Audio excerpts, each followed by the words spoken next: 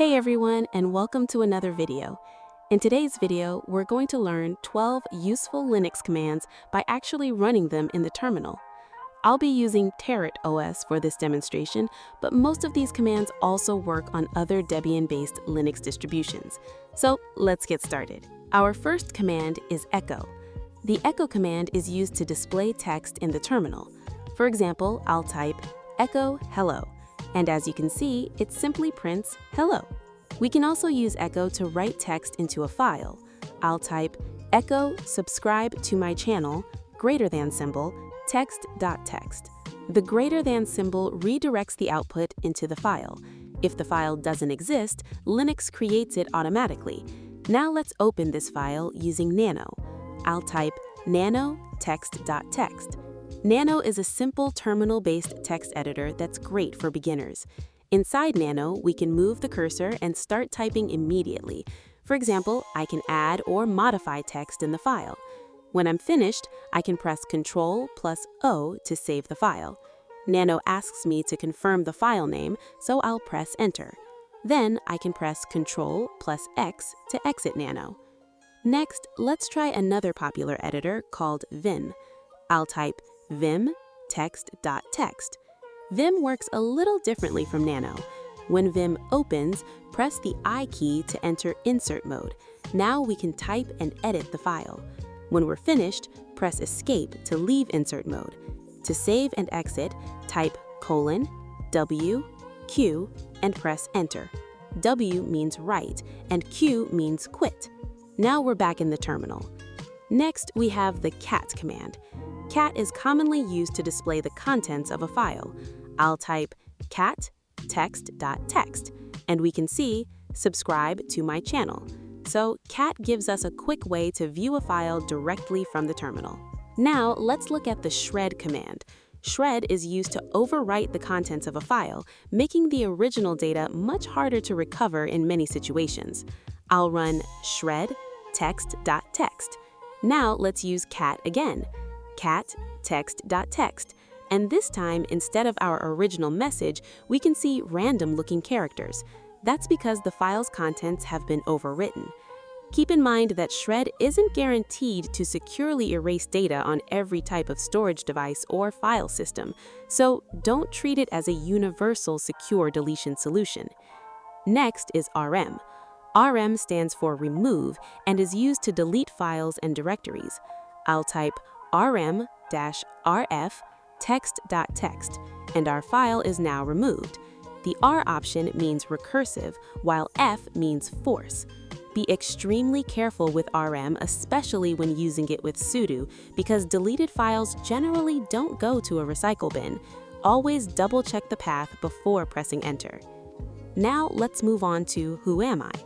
This command tells us which user account we're currently using.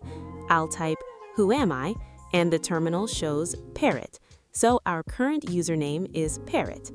Next, let's see how to create another user using useradd. I'll first run useradd pd, and we get useradd permission denied. We may also see useradd cannot lock etc/password. Try again later.